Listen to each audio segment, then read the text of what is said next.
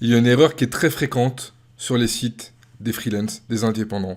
Et écoute bien cette vidéo jusqu'au bout, parce que peut-être que ces erreurs, peut-être que tu les fais sur ton site, et c'est certainement ce qui explique pourquoi tu n'as pas de demande de contact, pourquoi tu n'as pas de demande de devis, etc., etc. Avant de t'expliquer l'erreur numéro 1 que font la plupart des freelances, eh bien moi c'est Thomas, je crée des sites internet depuis plus de 20 ans, et avec cette chaîne, je veux t'accompagner, je veux t'aider à créer un site qui attire vraiment des clients. Et la première étape pour que je puisse t'aider, c'est que tu ailles checker le lien qui est dans la description. Je t'offre un guide 100% gratuit qui te présente les 19 ressources que tu dois absolument avoir si tu veux que ton site attire des clients. Donc maintenant c'est parti, je vais t'expliquer l'erreur que font la plupart des freelances et indépendants sur leur site.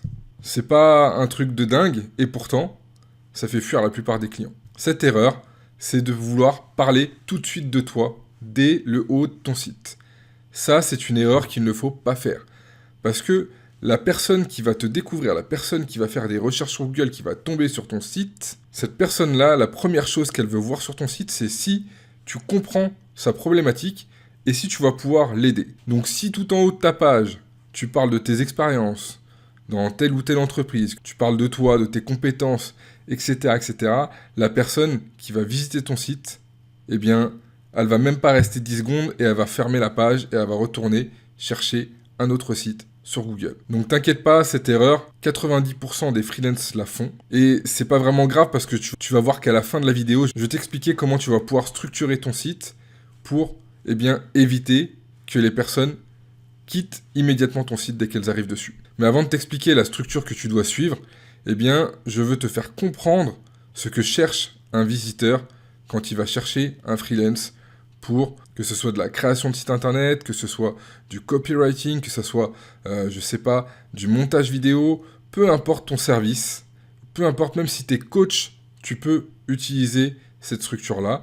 La personne, ce qu'elle veut voir sur le site, c'est que tu comprends sa problématique, que tu as vécu ce qu'elle vit actuellement. C'est pourtant une des bases de s'intéresser à la personne, mais beaucoup de freelance, et je te jette pas la pierre, je l'ai fait aussi sur mes premiers sites, on veut tout déballer dès le début, montrer qu'on est le meilleur, etc., etc., mais en fait, la personne, ce qu'elle veut, elle s'en fout que tu sois le meilleur, que tu sois compétent, tu peux tout lui déballer. Si tu n'arrives pas à te mettre à sa place et à lui faire comprendre que tu es passé par les problématiques qu'elle rencontre aujourd'hui, elle ne s'intéressera même pas à toi, à tes compétences, à tes qualités professionnelles. Tu peux être le meilleur, si tu ne t'intéresses pas en premier aux clients potentiels que tu veux avoir, tu n'auras pas de clients, en tout cas pas à partir de ton site. Donc oublie la démonstration de je suis freelance depuis tant de temps, je suis compétent, j'ai telle ou telle expérience dans telle ou telle entreprise. Ça, au début, le visiteur n'en veut pas du tout. Ce qu'il veut savoir, c'est que tu parles de lui, de ses problèmes, de sa situation aujourd'hui, de ce qui peut le bloquer, de comment le résoudre. Vraiment, ce qu'il veut, c'est que tu lui montres, étape par étape, que tu as eu la problématique qu'il a aujourd'hui et que tu es la meilleure personne pour lui solutionner sa problématique. Et je vais te faire une petite analogie par rapport à ce que tu fais sur ton site actuellement. C'est un peu comme si tu avais un rendez-vous professionnel et que la première chose que tu fais en arrivant à ce rendez-vous, c'est de parler de toi, de tes expériences, parler pendant 10 minutes de toi, sans poser une seule question pour s'intéresser à la personne qui est en face de toi. Entre toi et moi. Tu le ferais pas, ça, un rendez-vous professionnel. Alors pourquoi tu le fais sur ton site ? Maintenant, je voudrais te rassurer. L'erreur que tu fais sur ton site, 90 à 95% des freelances la font aussi. Et la bonne nouvelle, c'est que cette erreur, elle est vraiment très simple à corriger. Tu as juste à changer la structure de ton site.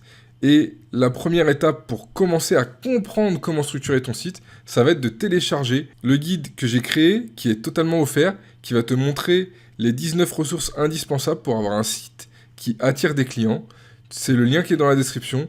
Et si jamais tu veux que je t'accompagne pour restructurer ton site, tu as également le lien vers mon site. Tu verras la structure. Elle respecte exactement la structure que chaque freelance devrait avoir sur son site. Et ensuite, je te laisse me contacter et on se fera un appel. On verra ensemble comment structurer ton site et si on peut travailler ensemble. Si cette vidéo t'a plu, mets-moi un pouce. Ça me permet d'être mieux référencé sur YouTube. Si t'es pas encore abonné, abonne-toi.